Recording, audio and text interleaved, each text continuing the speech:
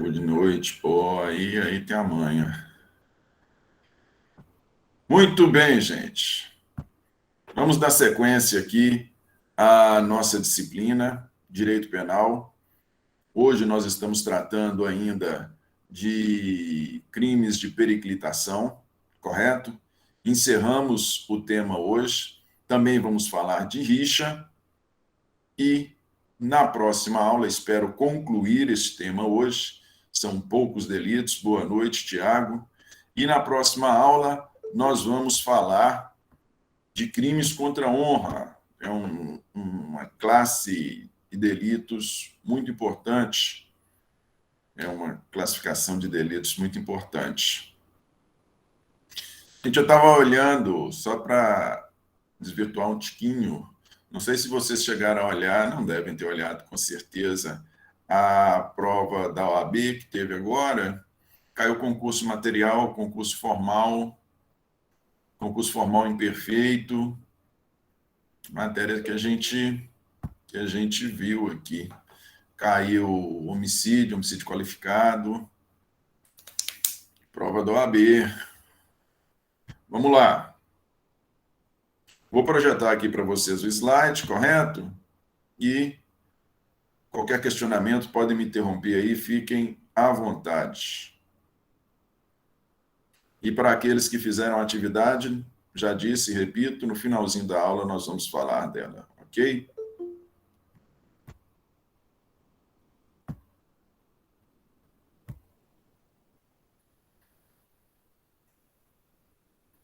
Não temos.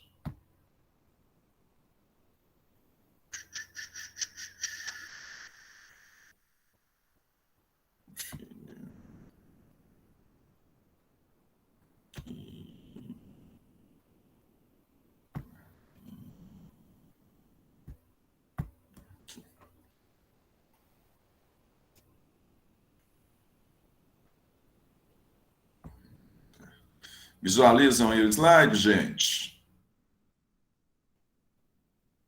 Sim, sim, não, não.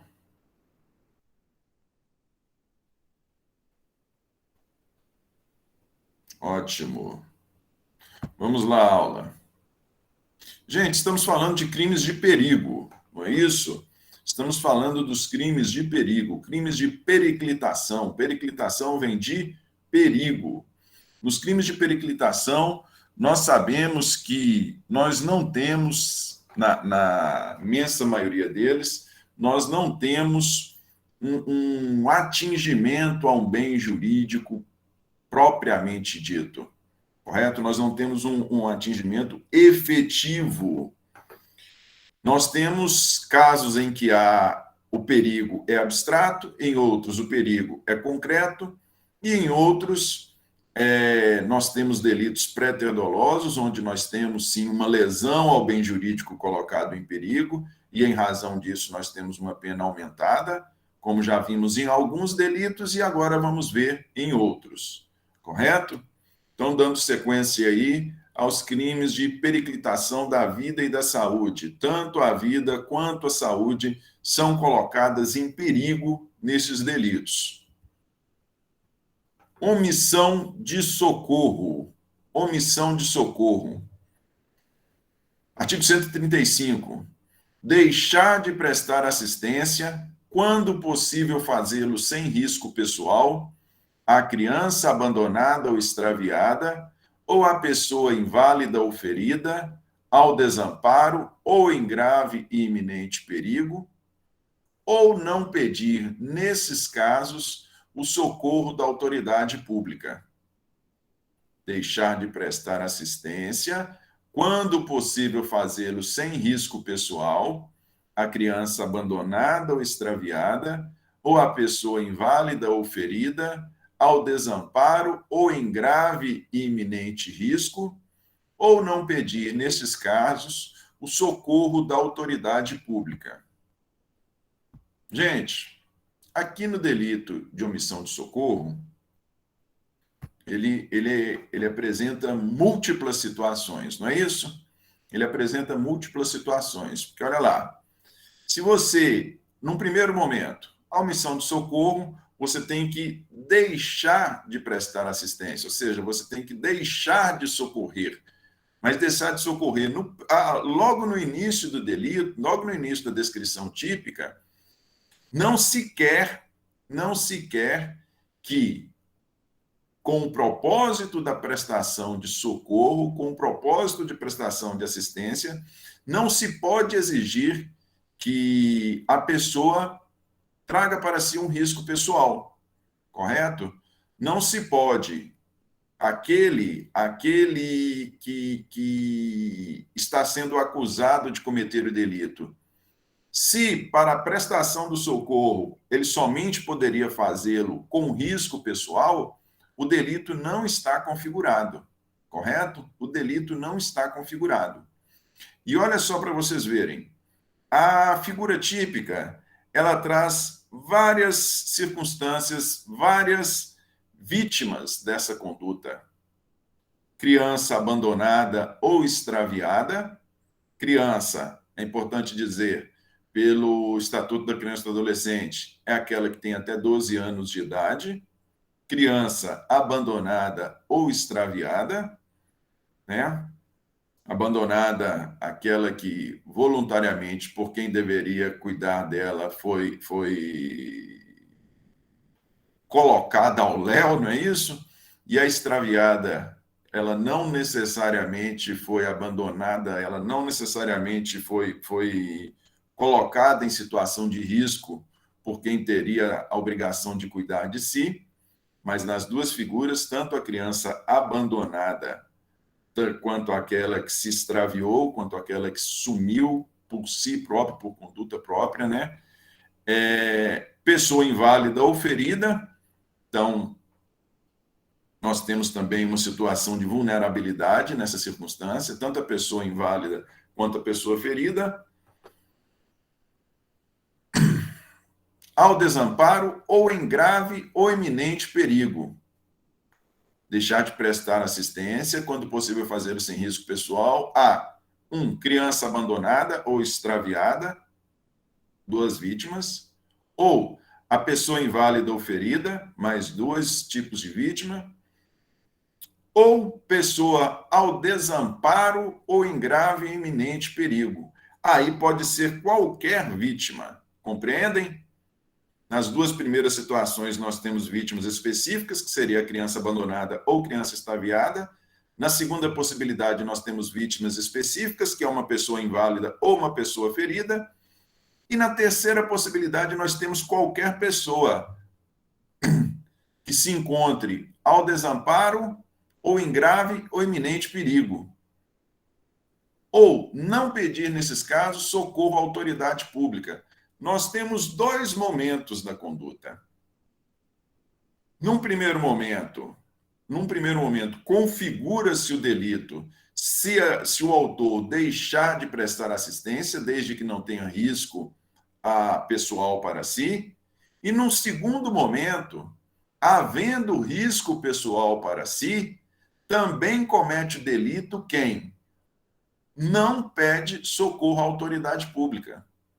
Não é? Se ela não pode, se a pessoa não pode prestar assistência em razão de haver risco pessoal, o que ela tem que fazer? Ela tem que acionar a autoridade pública para que preste assistência, correto? Caso não acione as autoridades, ela também vai estar cometendo delito. Detenção de 1 a 6 meses. Vocês vejam que a pena é uma pena baixa. Parágrafo único. A pena é aumentada de metade se da omissão resulta lesão corporal de natureza grave e é triplicada se resulta morte. Se da omissão resultar lesão corporal de natureza grave. Toda vez que tiver essa descrição típica, vocês têm que voltar lá na classificação de lesão corporal, não é? Vocês viram que nós temos lesão corporal leve, grave e gravíssima. Por óbvio, se o parágrafo único fala de lesão corporal grave, aí está englobado tanto a grave quanto a gravíssima. Se a pessoa, em razão da omissão de socorro, sofrer lesão corporal de natureza leve, a pena é essa descrita no caput, beleza? Essa pena vai ser aumentada de metade se tiver lesão corporal de natureza grave ou gravíssima e triplicada se resultar morte. Eu gosto de fazer uma comparação, gente, muito interessante. Oh, desculpa, perdão. Eu gosto de fazer... Estão autorizados. Eu gosto de fazer uma comparação muito interessante com esse delito da omissão de socorro, que é um delito de periclitação, a pena dele, detenção de 6 meses a 1 ano. Vejam vocês que não há qualquer obrigação do autor do delito para com a vítima, detenção de 1 a 6 meses, correto? Se nós voltarmos lá no delito,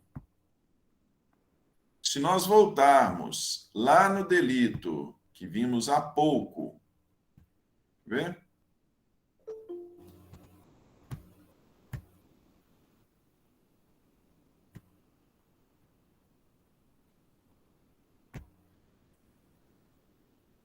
Se nós voltarmos lá no delito de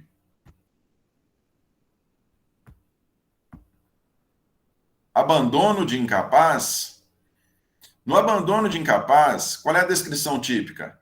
Abandonar a pessoa que está sob seu cuidado, guarda ou vigilância ou autoridade, e por qualquer motivo incapaz de defender-se dos riscos resultantes do abandono.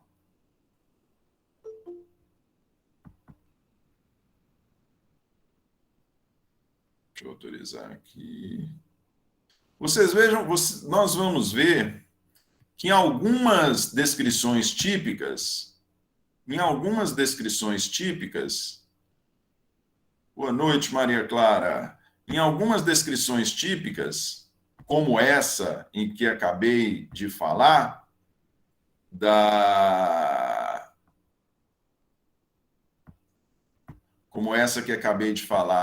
do abandono de incapaz, em algumas figuras típicas, há a obrigação. Vocês estão visualizando o slide aí, não é, gente? Em algumas figuras típicas, há a obrigação de cuidado por parte do autor. Existe uma obrigação de cuidado por parte do autor, e em razão dessa obrigação de cuidado, a pena ela é aumentada. A pena ela é aumentada. Vejam que aqui não existe a obrigação de cuidado na omissão de socorro. A detenção é de 1 a 6 meses, beleza? Se nós formos lá, que também é um delito de perigo, se nós formos lá no abandono de incapaz, em que há uma obrigação de cuidado, a detenção é de 6 meses a 3 anos. Então, é importante que vocês consigam visualizar essa discrepância quando nós temos a obrigação de cuidado. Se a gente tiver a obrigação de cuidado, necessariamente nós vamos ter uma pena mais elevada. Correto? Vamos à classificação do delito. Sujeito ativo, qualquer um pode ser autor deste delito. Sujeito passivo, também qualquer um pode ser sujeito passivo, não existe nenhuma qualidade especial. Elemento subjetivo é o dolo, não existe previsão legal do delito na modalidade culposa. O objeto material é a pessoa, é a criança, é o incapaz, é o enfermo, é aquele que está precisando, aquele que está sujeito a um perigo iminente. São essas pessoas que precisam de cuidado. O objeto jurídico é a saúde ou até mesmo a vida, não é? Visa se proteger, objetiva se proteger tanto a saúde quanto à vida, por poder ser cometido por qualquer pessoa. É um delito comum, não se exige uma qualidade especial. É um delito material, na medida em que nós precisamos de uma alteração no mundo exterior por meio da conduta omissiva, e é interessante que aqui o delito necessariamente é omissivo, é difícil a gente achar um delito que seja simplesmente omissivo, né? Na maioria das vezes nós temos comissivo e omissivo, ou só comissivo, mas esse aqui é um delito tipicamente que prevê na sua conduta, é uma conduta negativa, é um delito omissivo, correto?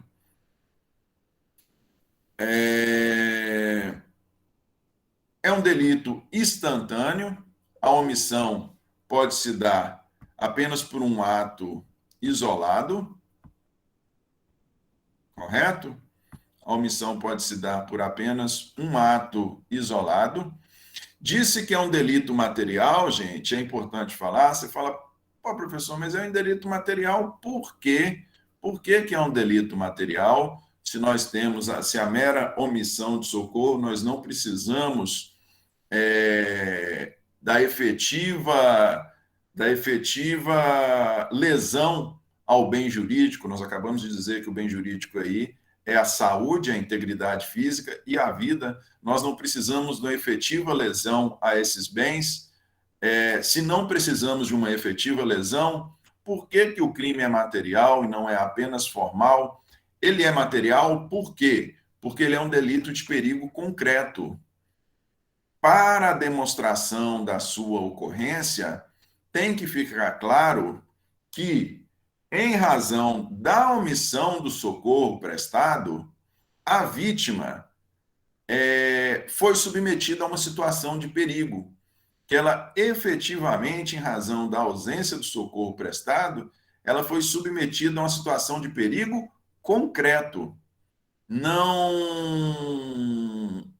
não precisamos, e é importante dizer isso, nós não precisamos da efetiva lesão ao bem jurídico tutelado, aos bens jurídicos tutelados, vida e integridade física, ou saúde. Por que que nós não precisamos? Porque este aqui é um crime de periclitação. Os bens jurídicos tutelados são colocados em perigo, mas por ser um delito de perigo concreto, é necessário ficar demonstrado que efetivamente houve o perigo, correto? Porque pode ser demonstrado nos autos, via prova, por exemplo, que por mais que a pessoa tratasse de uma pessoa enferma, que não recebeu os cuidados, ela não passou por uma situação ela não passou por uma situação de perigo na medida em que ela sabe cuidar de si, correto? Por isso que se fala que tem que ficar efetivamente demonstrada a situação de perigo. É um delito unissubjetivo, pode ser cometido por apenas uma pessoa, e nele nós temos a previsão da figura préter-dolosa. Préter-doloso, o que é o delito préter-doloso? É aquele que tem dolo no antecedente e culpa no consequente. Dolo no antecedente e culpa no consequente. O que é isso? Nós temos que ter o dolo na conduta primeira, e em razão do dolo na conduta primeira,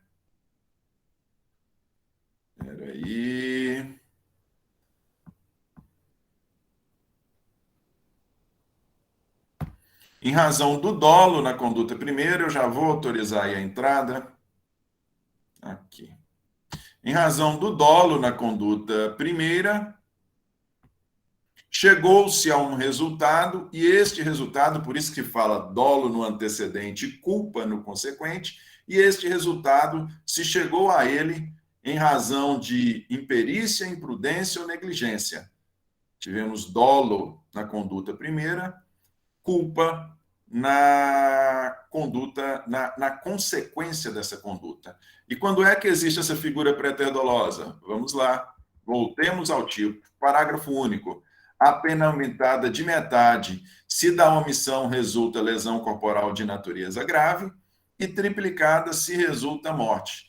Esses resultados, eles têm que ser a título de culpa, correto? Autor, eu realmente quis me omitir na prestação do socorro, porém eu não quis que dessa minha omissão resultasse lesão corporal de natureza grave. Eu também não quis que dessa minha omissão resultasse morte. Se com a minha omissão eu tivesse por propósito ocasionar lesão corporal de natureza grave ou ocasionar a morte, nós não estaríamos diante de um delito préter-doloso.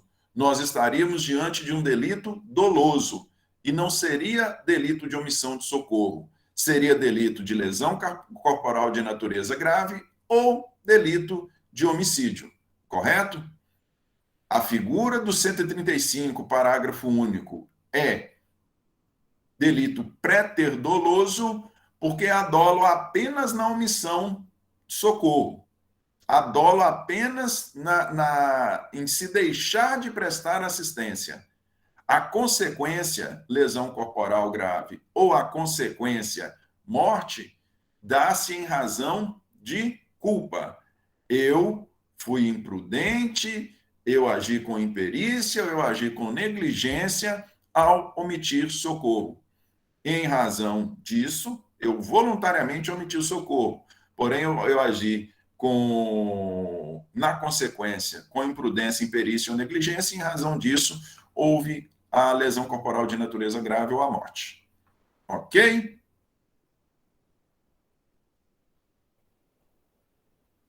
Vamos lá.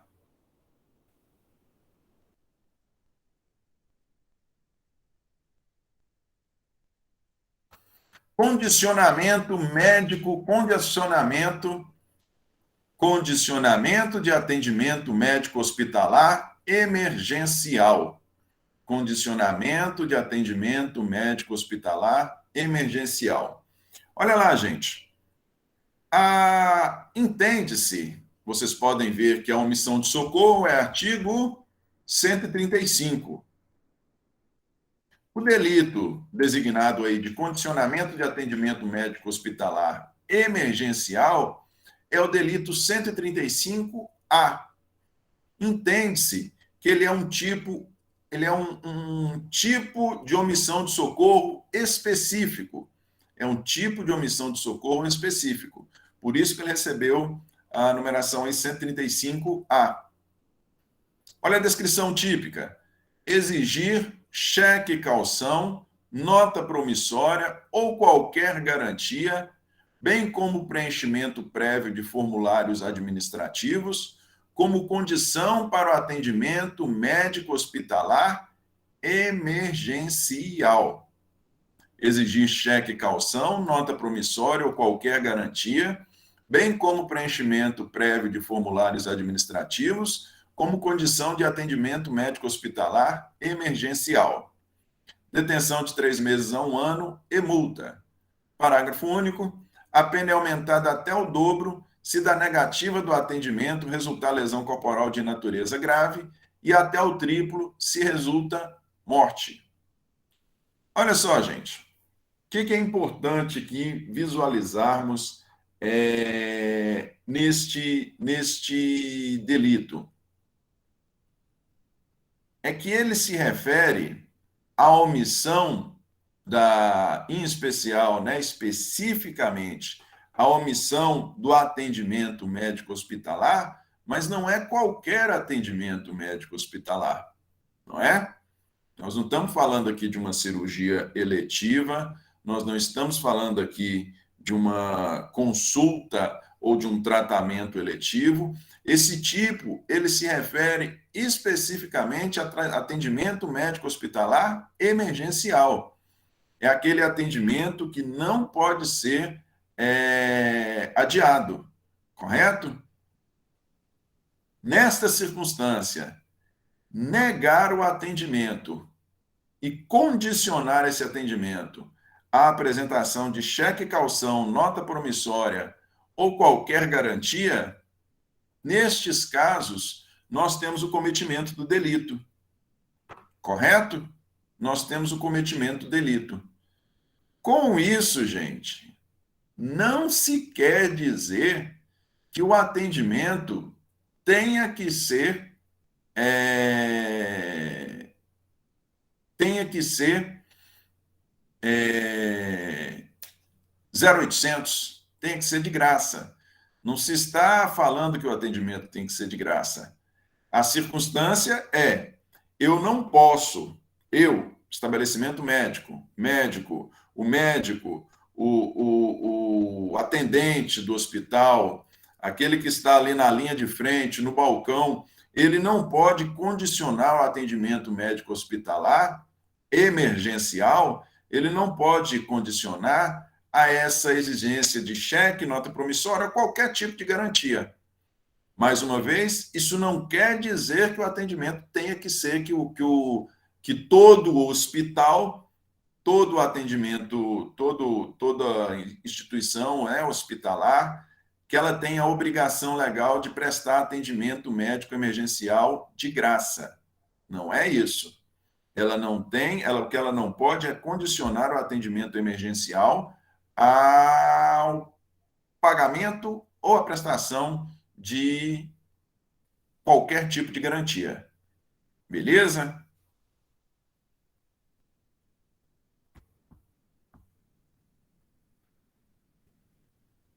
Sujeito ativo, necessariamente, aqui nós temos, né, um sujeito ativo específico, porque tem que ser o médico, o atendente, o profissional, que de alguma forma está ligado ao hospital ou atendimento médico hospitalar, é aquele que tem essa atribuição. Sujeito passivo, qualquer pessoa que necessite de atendimento médico hospitalar emergencial. Elemento subjetivo é apenas o dolo, não existe a previsão legal da figura típica na modalidade culposa, correto?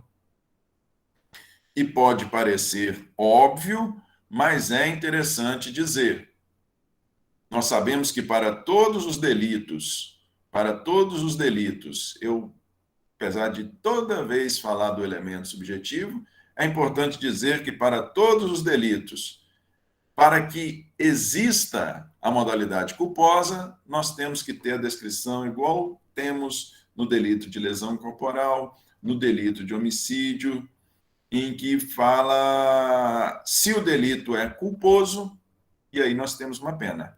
Correto? Nós temos que ter a previsão legal expressa da modalidade culposa. Não tem nenhuma nova descrição típica.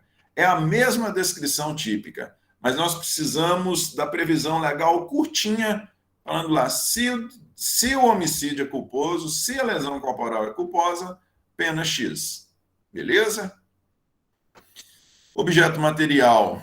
É interessante aqui que nesse delito fala-se que o objeto material isso quem nos diz é o NUT. O objeto material trata-se do cheque calção, da nota promissória ou da garantia, qualquer ela que seja, correto? Mas, além disso, se nós temos na descrição, nós estamos falando de um delito de periclitação da saúde ou da vida, então, necessariamente, nós temos aqui como objeto material a exigência do cheque, da nota promissória ou da garantia, mas o objeto material também é a pessoa colocada em perigo, a saúde, não é? O bem jurídico é a vida ou a saúde, e o objeto material sobre quem recai a conduta típica é a vítima. Não é isso? A vítima que necessita de atendimento médico hospitalar emergencial. Ela é objeto jurídico, mas aqui nós temos uma adição dos objetos jurídicos na medida em que aos elementos cheque, caução, nota promissória ou qualquer outra garantia. Beleza? É um crime próprio. Por que que é um crime próprio? Porque para o seu cometimento, ele tem que ser realizado, ele pode ser realizado apenas pelo médico, pelo atendente de um hospital, pelo enfermeiro, enfim, pelo profissional de saúde que condiciona o atendimento médico hospitalar emergencial à garantia de qualquer natureza. Por isso que se diz que é um crime próprio, ele não pode ser cometido por qualquer pessoa. É também um delito de perigo concreto, tem que ficar demonstrado por meio de prova que o não atendimento médico, não atendimento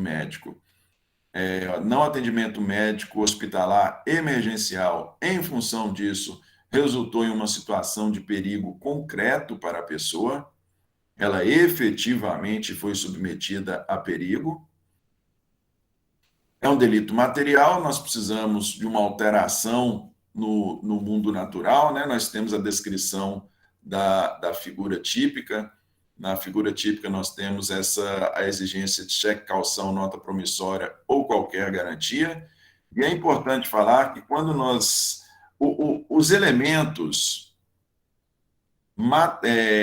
a classificação do delito como sendo material e de perigo concreto, elas andam casadas. Elas andam casadas.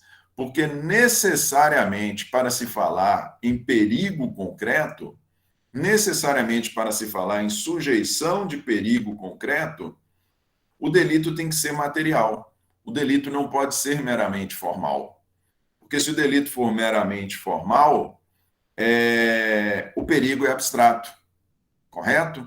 O perigo, a vida ou a saúde tem que ser sujeita a um perigo efetivo, a um perigo concreto, para que se possa falar de alteração no mundo real e, em razão disso, o delito tomar a qualidade de delito material.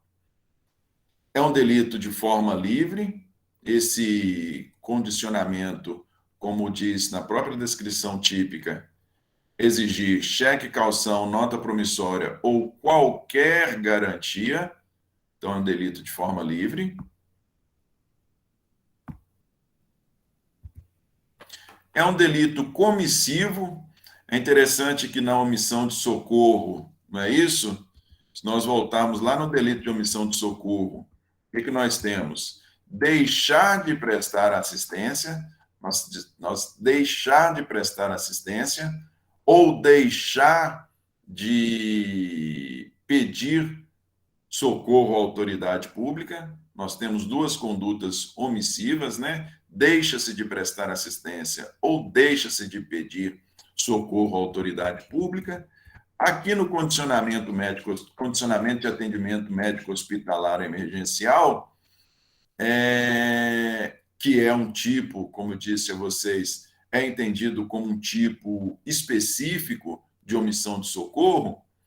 Aqui nós temos uma omissão de atendimento médico hospitalar. Porém, essa omissão, ela se dá por meio, ela é precedida de uma conduta positiva. Qual é essa conduta positiva? É a exigência de cheque, caução, nota promissória ou qualquer garantia. Nós temos a não prestação do serviço médico hospitalar emergencial, mais uma vez, é tido como um tipo específico de omissão de socorro, porém, essa omissão dá-se por meio de uma conduta atípica, de uma conduta positiva, que é a exigência, uma conduta positiva, de cheque, caução, nota promissória ou qualquer garantia. Lá na omissão de socorro, não, nós temos deixar de prestar assistência e deixar de pedir socorro à autoridade pública. Correto? Então, é um delito comissivo, é um delito instantâneo, basta um ato isolado para o seu cometimento, basta uma exigênciazinha de garantia de qualquer natureza.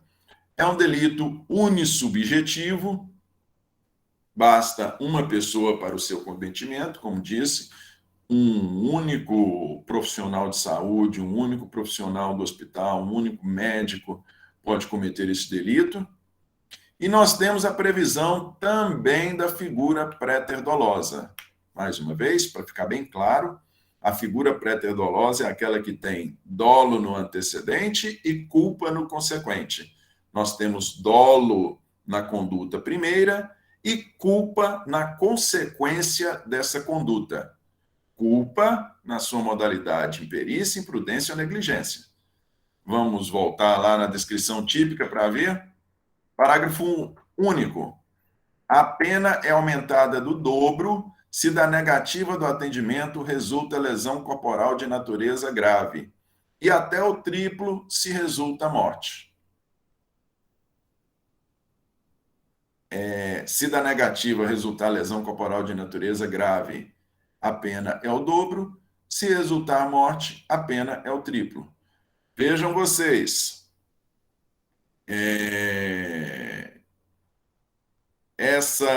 Quando eu disse dolo no antecedente e culpa no consequente, a lesão corporal e a morte não podem ser pretendidas por aquele que exige o cheque-calção, como condição para a prestação do atendimento médico hospitalar emergencial. A lesão corporal e a morte não podem ser pretendidas, porque se elas forem pretendidas, se o propósito for, com essa conduta, com essa exigência, ocasionar a lesão corporal de natureza grave ou a morte, nós não teremos o delito do 135A, nós teremos o delito do 129, nós teremos delito de lesão corporal grave, ou teremos delito de homicídio, correto? Lesão corporal grave ou homicídio, se houver dolo de lesão e dolo de morte, ou dolo de morte. Beleza? Ficando claro aqui que este resultado tem que ser um resultado de lesão corporal de natureza grave. O que quer isso dizer? Se da exigência do cheque-calção resultar lesão corporal de natureza leve,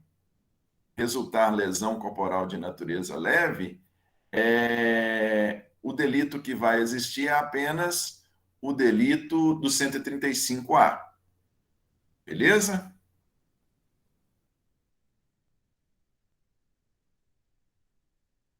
Delito de maus tratos.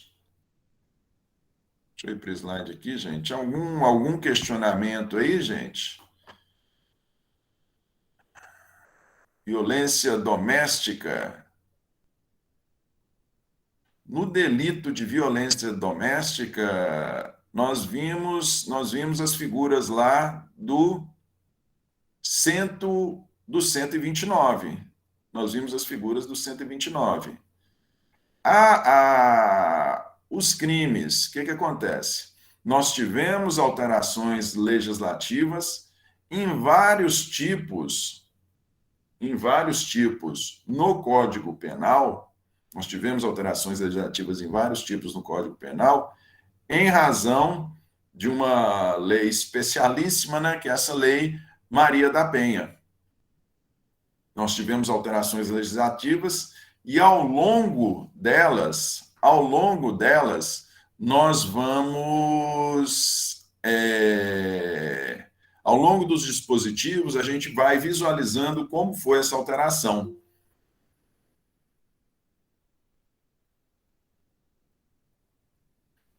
Aqui nós podemos visualizar, Maria Clara, desde que fique bem claro, nós podemos visualizar, se a gente voltar lá no tipo, nós podemos visualizar e aí nós estamos falando de omissão de socorro. nós vamos precisar da situação de perigo. Em todos esses delitos, nós necessariamente vamos precisar da situação de perigo, seja independente da natureza da invalidez ou independente da natureza da situação em que coloca a pessoa em vulnerabilidade. Até mesmo porque, se nós falarmos aqui de criança, de menor de 12 anos, nós não precisamos que ela tenha a vulnerabilidade efetiva de nenhuma natureza. Nós precisamos dessa demonstração.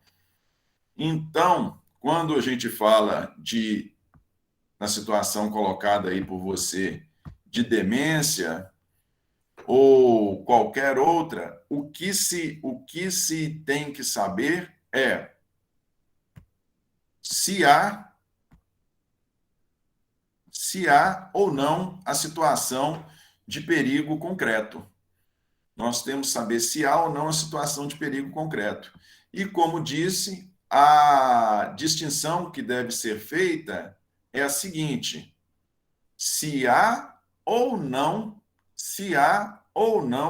obrigação legal de cuidado. No delito de omissão de socorro, nós não temos a situação de tutela, nós não temos a obrigação de cuidado por parte daquele que comete o delito. Para que a gente possa falar em obrigação aí é diferente. Aí é diferente. É uma pessoa, esse é um delito que nós vimos na aula passada. Vou até localizá-lo aqui. É também um delito de periclitação, mas neste caso aí é o delito de abandono de incapaz, está lá no 133. Abandonar a pessoa que está sob seu cuidado, guarda, vigilância ou autoridade, por qualquer motivo, incapaz de defender-se dos riscos resultantes do abandono. Neste caso, nós temos o delito específico, se houver a obrigação de cuidado por parte do autor, se houver a obrigação de cuidado, aí nós podemos enquadrá-lo no delito de abandono de incapaz, numa situação desta, e não no delito de omissão de socorro. Tranquilo?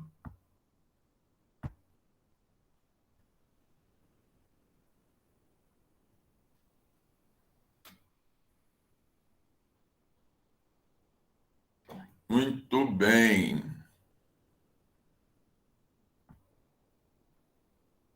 Vamos lá. Omissão de socorro. Maus tratos. Maus tratos. E aqui nós temos, é interessante, é o seguinte: no delito de omissão de socorro e de abandono de incapaz, no delito de omissão de socorro, nós não temos obrigação legal, não é? No delito de omissão de socorro, nós não temos a obrigação legal de cuidado por parte daquele que comete o delito. Nós não temos nenhum vínculo de nenhuma natureza. No delito de abandono de incapaz, que eu acabei de fazer referência no 133, há obrigação de cuidado. Mas também nós temos uma conduta omissiva. O abandono de incapaz, nós temos uma conduta omissiva, não é isso? É só a gente ir lá na descrição típica, 133, abandonar pessoa que está sob seu cuidado, guarda, vigilância ou autoridade, e por qualquer motivo incapaz de defender-se dos riscos resultantes do abandono. Nós temos uma conduta omissiva. E olha só para vocês verem que interessante. A pena de detenção de 6 meses a 3 anos. No delito de maus tratos, nós não temos uma conduta omissiva. Nós não temos uma conduta omissiva. Nós temos uma conduta ativa. nós temos uma conduta positiva, nós temos uma conduta comissiva por parte do autor. Da mesma forma, nós temos o perigo à vida ou à saúde. Nós estamos falando de delitos de periclitação. Da mesma forma, nós temos o delito de perigo à vida ou à saúde. Mas aqui nós temos uma conduta ativa, vejam vocês. Expor a perigo à vida ou à saúde de pessoas sob sua autoridade, guarda ou vigilância. Então, veja, nós temos a obrigação de cuidado. Para fins de educação, ensino, tratamento ou custódia, quer privando-a da alimentação ou cuidados especiais, quer sujeitando-a a trabalho excessivo ou inadequado, quer abusando dos meios de correção ou disciplina. Expor a perigo a vida ou a saúde de pessoas sob sua autoridade, guarda ou vigilância, para fins de educação, ensino, tratamento ou custódia, então fins específicos, quer privando da alimentação ou cuidados indispensáveis, quer sujeitando a trabalho excessivo, inadequado ou abusando dos meios de correção e disciplina. Pena de 2 meses a 1 ano.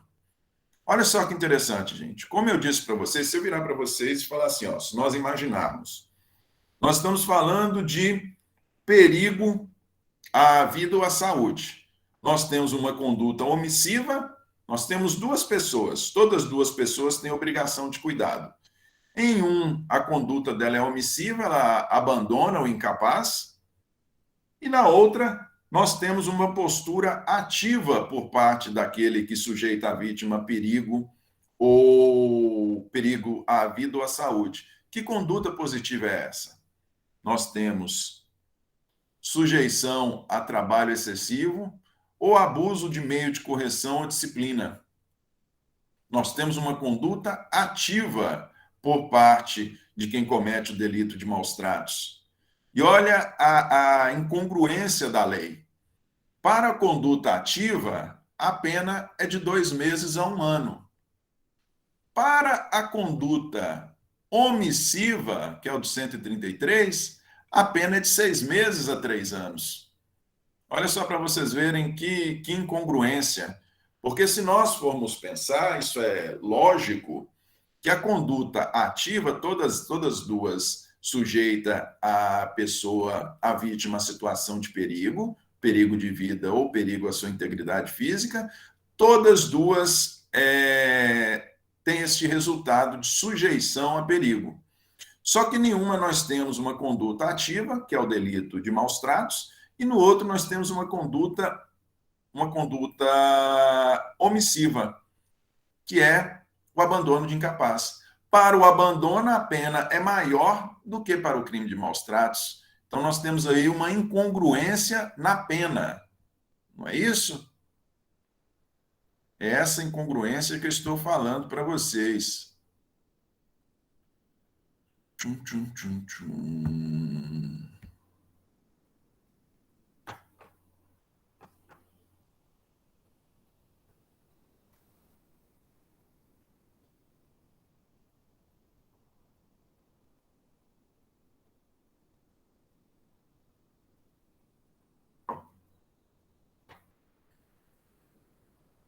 Como é que é isso, menina?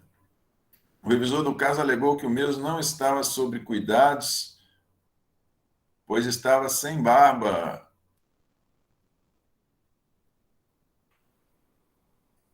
A pessoa estava com a barba feita e por isso alegou que não estava sob os cuidados, é isso? Tá certo, tá certo. Pelo menos o visual tá cuidando. Nem todo mal é mal, né? Nem todo mal é mal. Doidura. Os cuidados vai muito, muito para além disso, né? Muito para além disso.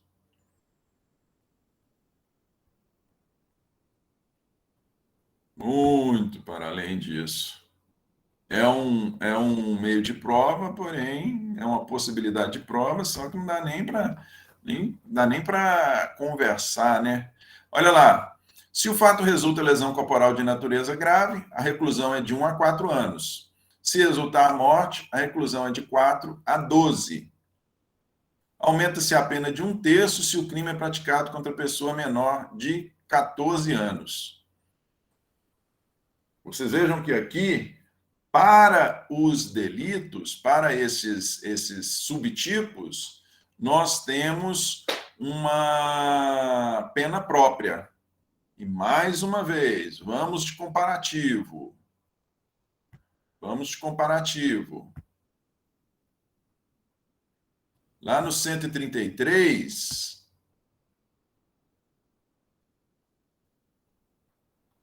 reclusão de 1 a 5, se resulta morte, reclusão de 4 a 12, no 33, 133. Aqui, reclusão de 1 a 4, reclusão de 4 a 12. No meu entendimento, eu acredito que o legislador viajou na maionese aqui, porque não dá para você entender. A conduta de maus tratos, ela é muito mais reprovável do que a conduta do abandono de incapaz. Em razão disso, eu acho que a penar da mesma forma, ou com pena inferior ou maus tratos, uma pena inferior ao abandono de incapaz, para mim é uma impropriedade. É um crime próprio. Por que é um crime próprio? Porque ele precisa necessariamente ter essa obrigação de cuidado por parte do sujeito ativo. É um delito material, nós precisamos de uma alteração no mundo natural. É importante dizer, gente, que vejam, o parágrafo 1º fala do resultado de lesão corporal de natureza grave, o parágrafo 2º fala do resultado morte. Porém, nós não precisamos desses resultados para que o delito se configure. Basta a exposição a exposição a perigo da vida ou da saúde. Por mais que aqui nós tenhamos uma conduta concreta, né? Nós tenhamos uma conduta concreta, uma vez que, como descrito aí no tipo, nós poderemos ter a sujeição a trabalho excessivo ou o abuso no meio de correção ou disciplina. Em todos esses casos, nós temos uma alteração no mundo natural. Disse que é de forma vinculada ao crime. Por que ele é de forma vinculada? A forma vinculada, ela existe em contraposição, na classificação, ela existe em contraposição ao delito de forma livre. Por que ela é de forma vinculada? Porque na descrição típica já traz quais são as formas. Privando-a de alimentação, de cuidados, privar de alimentação, privar de cuidados indispensáveis, sujeitando a trabalho excessivo ou inadequado, ou abusando de correção ou disciplina. A forma de cometimento dos delitos, ela já está descrita no tipo. Portanto, é um delito de forma vinculada. É comissivo ou omissivo. Por que ele é comissivo ou omissivo? Porque, mais uma vez, voltando à descrição típica, quando você priva a pessoa de alimentação ou cuidados especiais, na verdade, você deixa de ministrar a essa pessoa alimentação ou deixa de dar-lhe os cuidados especiais, a conduta ela é omissiva. Já quando você sujeita a trabalho excessivo ou abusa dos meios de correção ou disciplina, a conduta ela é comissiva, na primeira modalidade, omissiva, na segunda modalidade, comissiva. Então, em razão disso, disse que o delito pode ser comissivo ou omissivo. Instantâneo, nós precisamos de um único ato. Se nós pensarmos, por exemplo, isso é fácil de visualizar, se nós pensarmos no abuso dos meios de correção, correto?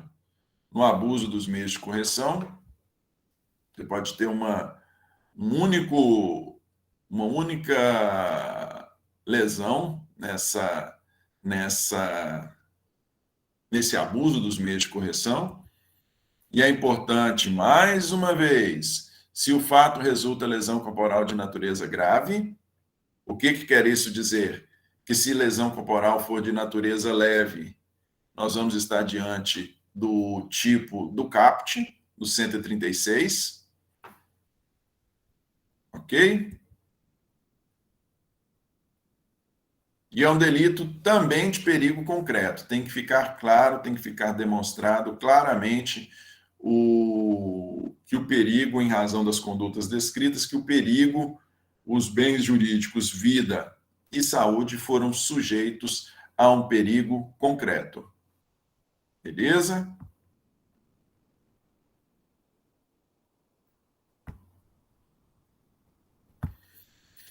Vamos lá.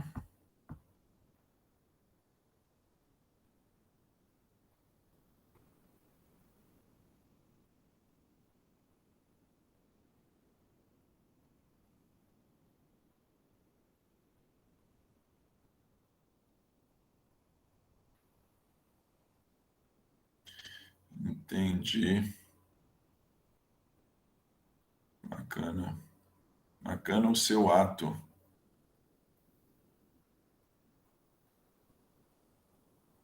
É, menina. Necessariamente requer muito cuidado, né? Quem sofre de Alzheimer requer muito cuidado mesmo.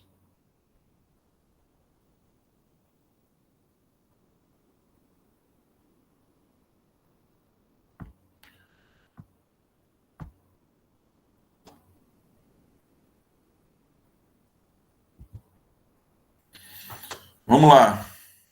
É um delito unissubjetivo, na medida em que pode ser cometido por apenas uma pessoa, nós precisamos de apenas uma pessoa que tenha essa obrigação de cuidado. Nós também temos a figura préter-dolosa, é importante dizer aqui. As figuras, nos delitos anteriores que vimos, a figura préter-dolosa, ela causa apenas um aumento de pena, a figura préter-dolosa, dolo no antecedente, culpa no consequente, ela causa apenas um aumento de pena, não é? Se voltarmos lá, por exemplo, no condicionamento de atendimento médico hospitalar, no parágrafo único, a pena é aumentada do dobro se da negativa resulta lesão corporal, e até o triplo se resultar a morte, nós temos apenas um aumento de pena. Já no delito de maus tratos, as figuras préter-dolosas, que estão aí no parágrafo 1º e parágrafo 2º, elas têm pena própria. Se resultar morte, se resultar lesão corporal de natureza grave, e esse resultado de lesão corporal de natureza grave na modalidade culposa, a pena é de 1 a 4, se resultar morte, a pena é de 4 a 12. Beleza?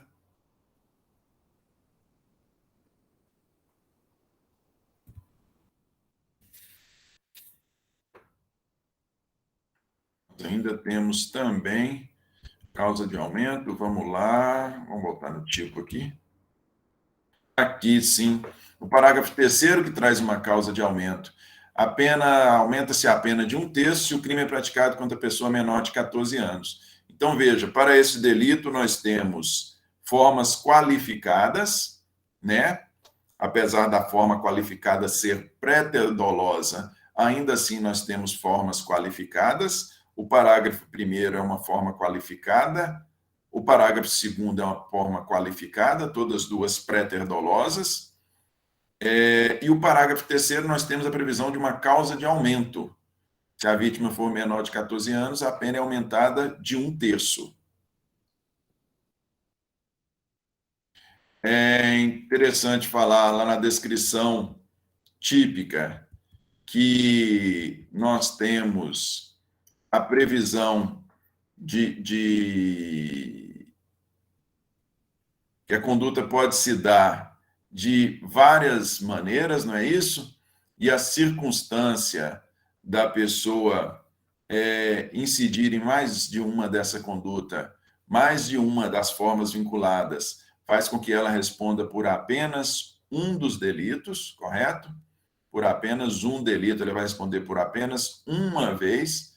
Por exemplo, se o autor do delito, ao mesmo tempo que privar de alimentação, ele abusar dos meios de correção, priva uma criança de alimentação, uma criança que está sob os seus cuidados, sob a sua responsabilidade, priva essa criança de alimentação e, além disso, abusa dos meios de correção, ele cometeu um delito só, correto? O juiz pode aumentar a pena, o juiz pode trabalhar na pena, porém a conduta foi uma só.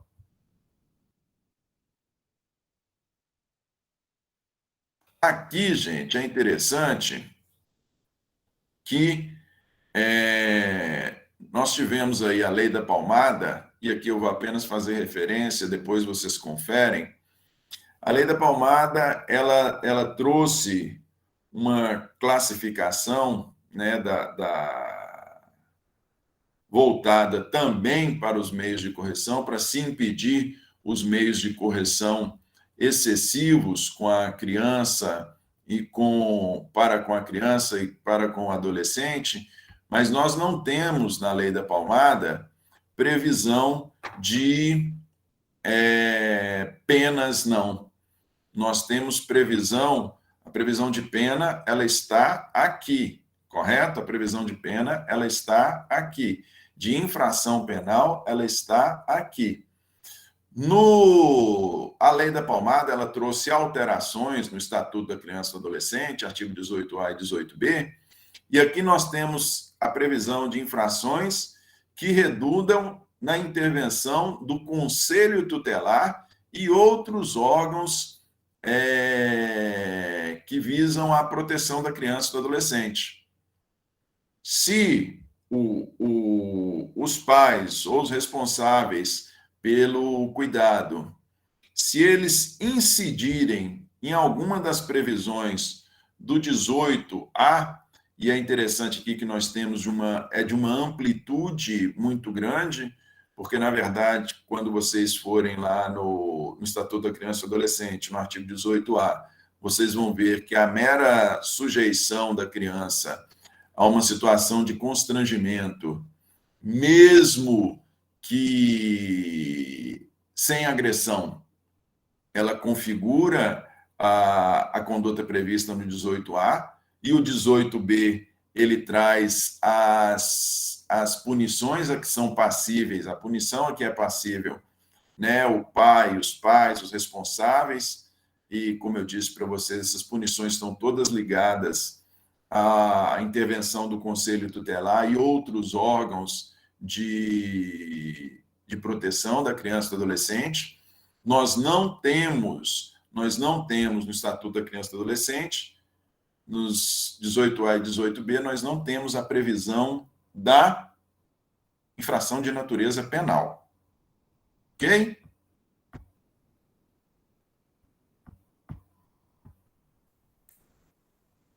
Crime de rixa, gente. Crime de rixa. O crime de rixa, é importante dizer, que ele está isoladinho lá no Código Penal. Ele está isoladinho no Código Penal. Ele não integra os crimes de periclitação da vida e da saúde, como também ele não integra, quer ver? Vamos localizá-lo aqui. Ver se eu não estou falando bobagem. É isso mesmo. O crime de rixa, ele está isoladinho.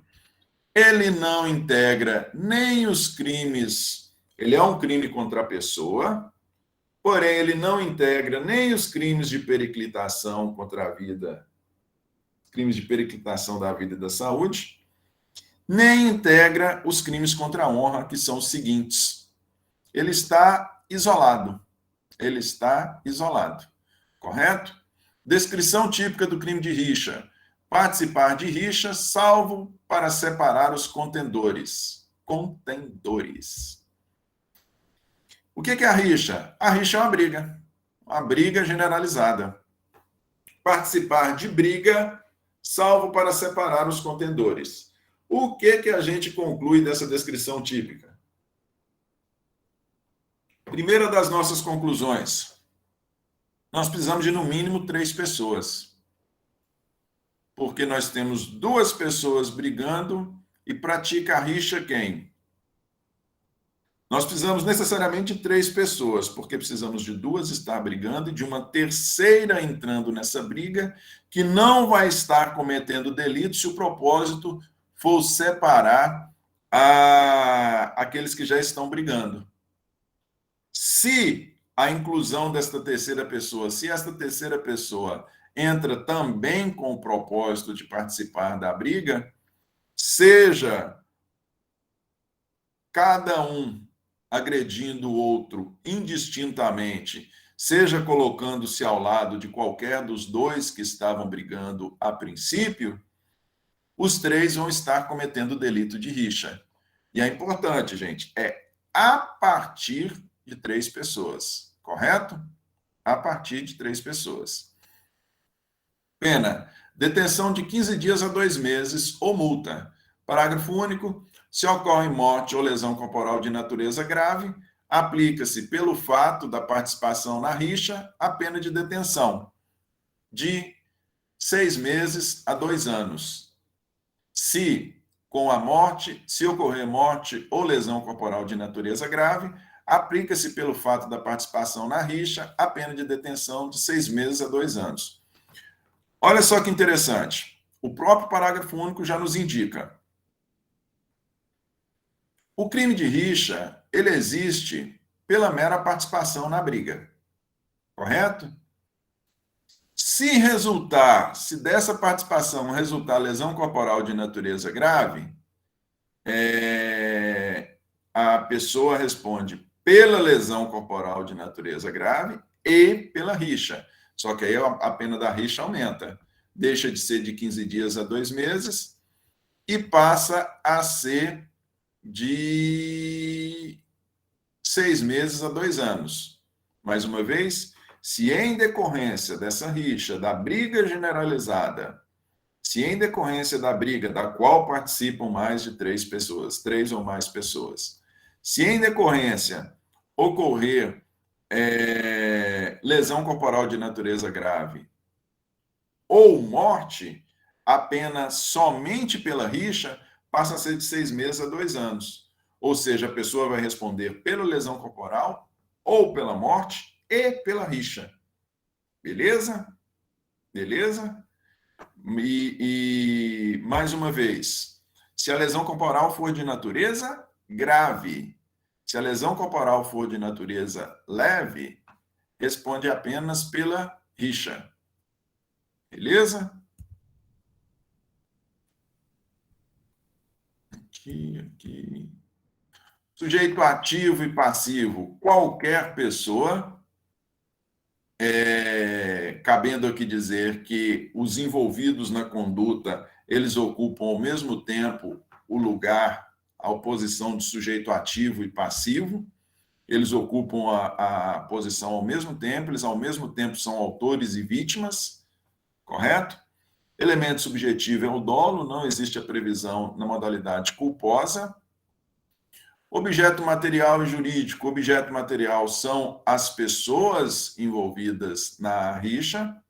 O objeto jurídico é a integridade física, né? No mínimo a integridade física. A saúde, a integridade física. Podendo-se falar até mesmo no bem jurídico vida, já que pode ter como consequência a morte.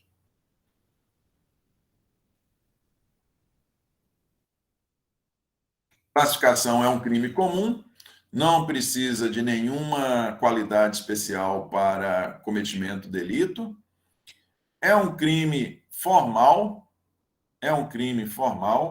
nós não precisamos de nenhuma consequência concreta para a sua configuração. O que quer isso dizer? Nós não precisamos que efetivamente ocorra uma lesão, não é isso? A lesão, ela traz consequências. Se nós tivermos a lesão corporal de natureza leve, ainda estamos diante do crime de rixa. Se nós tivermos lesão corporal de natureza grave ou gravíssima, lesão corporal de natureza grave, gravíssima ou morte, nós teremos ainda o delito de rixa, porém com uma pena maior, e teremos ainda o crime de lesão corporal de natureza grave, gravíssima ou homicídio, a depender do resultado. Beleza? Agora, mesmo que não haja lesão, lesão constatável por meio de perícia, ainda assim o crime de rixa vai estar presente. Por isso que se entende que ele é um delito formal, não material. Nós não precisamos necessariamente ter uma alteração, correto? É um delito de forma livre, é um delito pode ser cometido, né, por qualquer forma. Nós podemos estar falando simplesmente de uma luta corporal, nós podemos falar com a utilização de instrumentos, né, briga generalizada, você pode falar com a utilização de um pedaço de madeira, você pode estar, enfim, ferramenta, né, sei lá, delito que pode se dar de qualquer maneira, essa briga generalizada. Né, a gente vê aí, hoje no barzinho está muito comum, né? Você vê essas mesas de plástico, cadeira de plástico, aí você tem uma briga generalizada ali, e dá-lhe cadeirada, dá-lhe mesada. É um delito, poderia se enquadrar aí, né, nessas brigas generalizadas. É um delito comissivo, a conduta ela tem que se dar de maneira. Não há de se falar em cometimento por meio de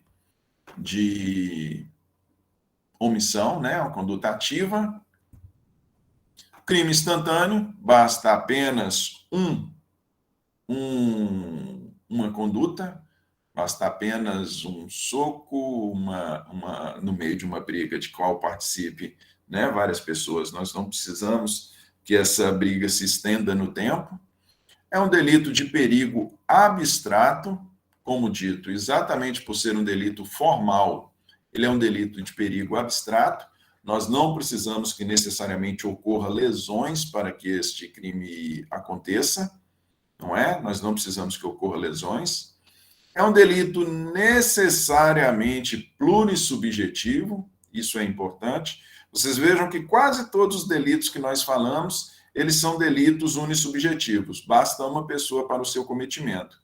Aqui não, é um delito plurissubjetivo, necessariamente nós temos que ter 3 ou mais pessoas, correto? E nós temos também a previsão da figura préter-dolosa, no parágrafo único. Agora, só que aqui ocorre uma coisa muito interessante. Por quê? Porque se desta briga generalizada resultar lesão corporal, se ocorrer morte ou lesão corporal de natureza grave, aqui a pessoa vai responder pela lesão corporal ou morte na modalidade dolosa, porque nós podemos falar que, no mínimo, um dolo eventual há. Ela vai responder pela morte, pela lesão corporal grave na modalidade dolosa, correto? E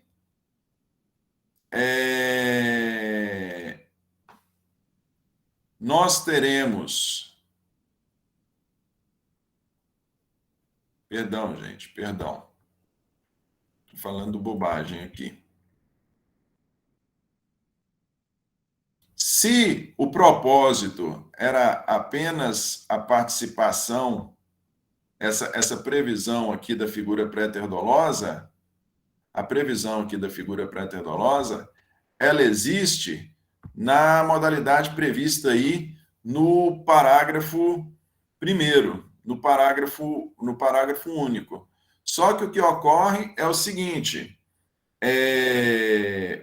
por mais que demonstre, por mais que pareça se tratar de uma figura préter-dolosa, aqui neste caso, Se nós temos uma briga generalizada, a pessoa responde pela lesão corporal e pela morte na modalidade dolosa, correto? Na modalidade, diferentemente das outras situações em que nós tivemos a previsão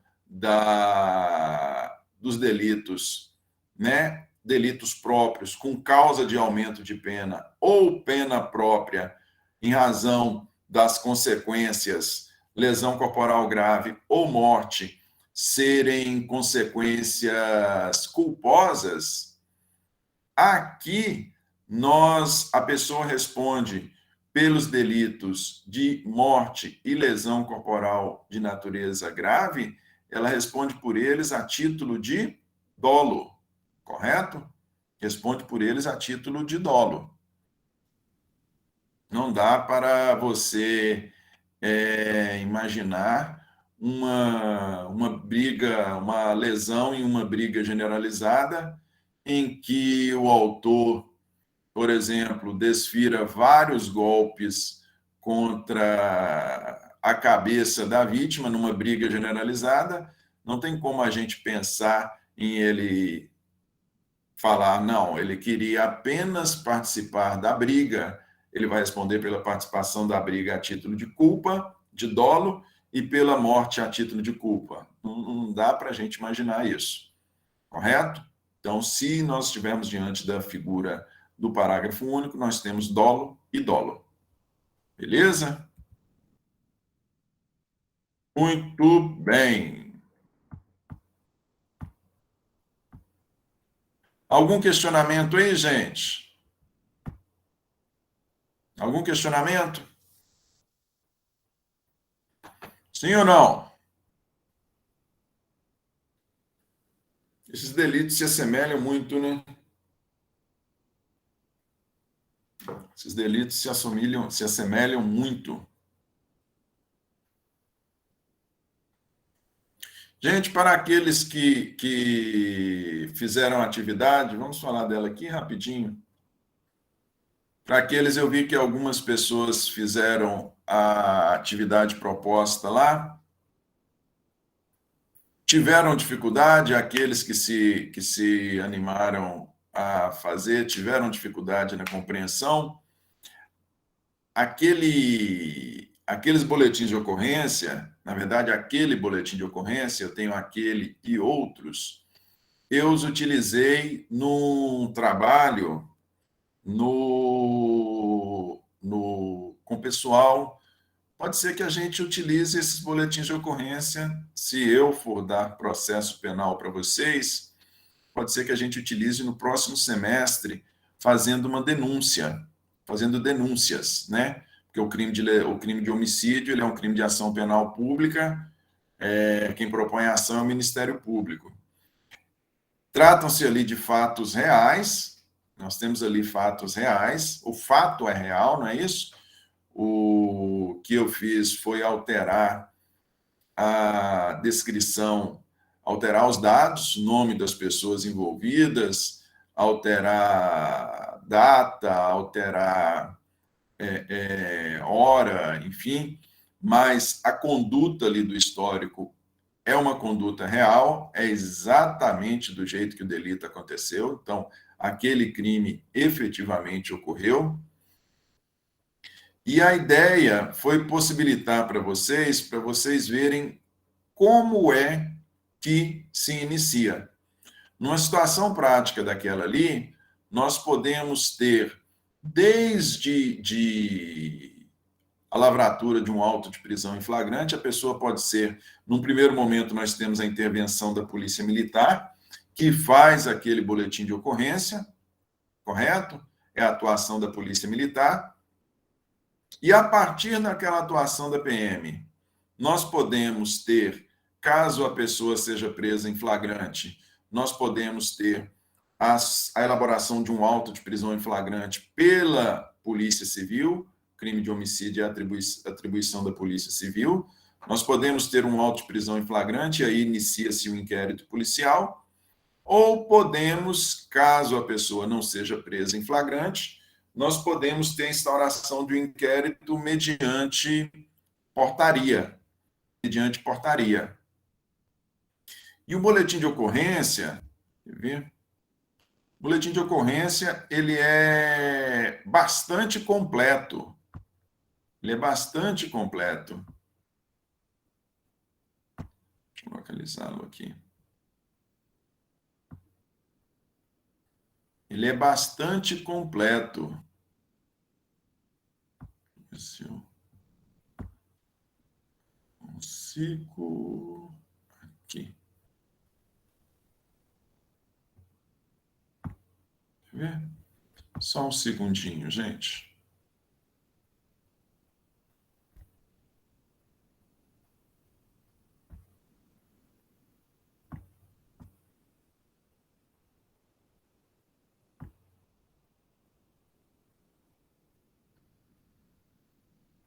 Começado. Faço para abrir a janela do boletim de ocorrência.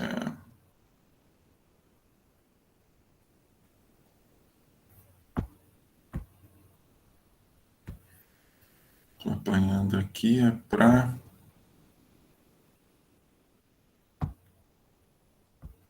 abrir a janela do boletim de ocorrência, porque ele não foi feito. Um momentinho só, gente. Acho que é aqui. Acho que é isso aqui. É. Isso. Visualizam aí o boletim de ocorrência? Vamos falar dele rapidão. Visualizam, gente?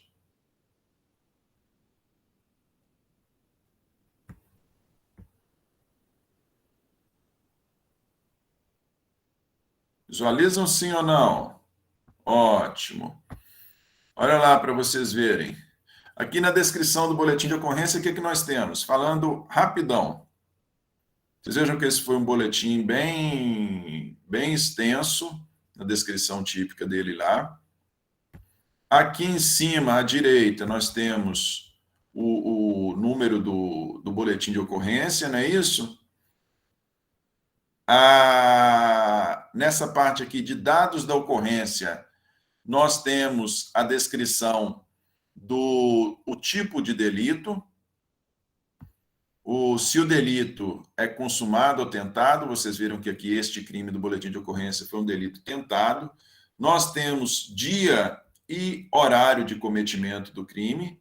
Nós temos o local onde o delito foi cometido. Então, nós temos delito, modalidade, se consumado ou tentado, um homicídio tentado. Nós temos data de cometimento e horário de cometimento, além de termos o local. Isso aqui é imprescindível para a responsabilização penal. Nós temos que saber onde, que hora, que dia a conduta ocorreu.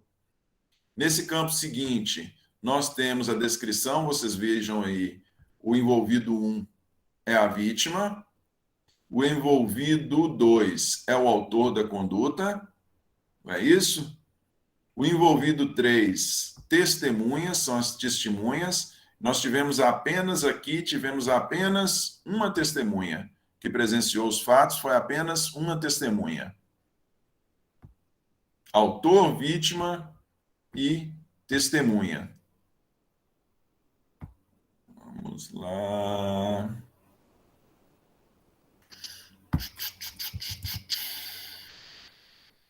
Aqui.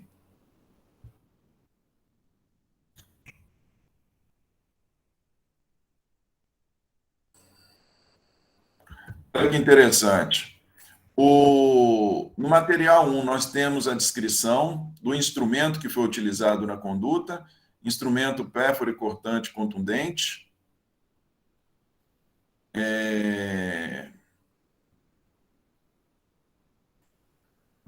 Que vem a ser o quê? Uma marreta de 30 centímetros que foi utilizada na conduta. O material 2, uma camisa de malha branca suja de sangue, né, é importante para a materialidade do delito, para a demonstração da materialidade. Então, nós temos a marreta utilizada no cometimento do crime, a blusa suja de sangue,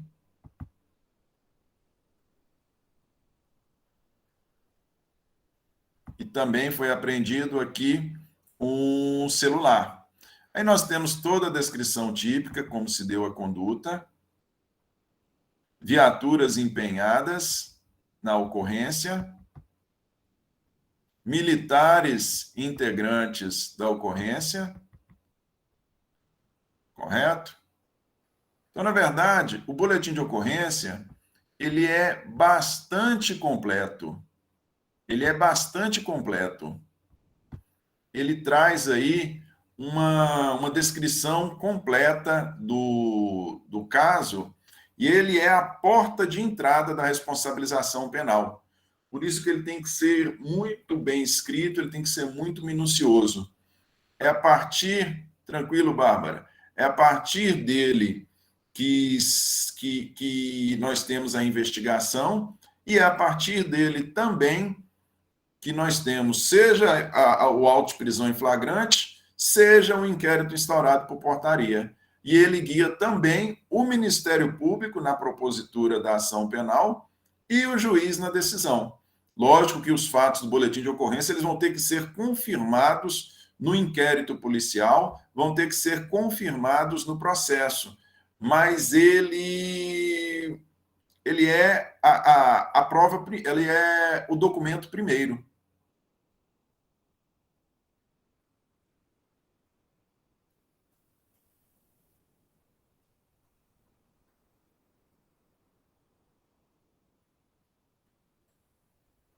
Que você, na descrição típica ali do fato, na descrição típica ali do fato, a motivação dá para a gente entender como sendo um motivo fútil, vocês não acham, não? A Maria Ivanete está perguntando em respeito de qualificadora. Na descrição do fato, nós podemos ter um motivo fútil. Pois é, acertou. A gente teve ali a motivação foi um fato acontecido há muito tempo, né? Nós temos a circunstância de que como pode ter sido desferidos golpes, se foi ou não com covardia, de forma a configurar meio cruel, né? Nós estamos falando aí de uma marreta. Então, tem uma série de circunstâncias que podem interferir na qualificação do delito. Beleza? Mas eu espero que vocês tenham gostado aí da atividade proposta.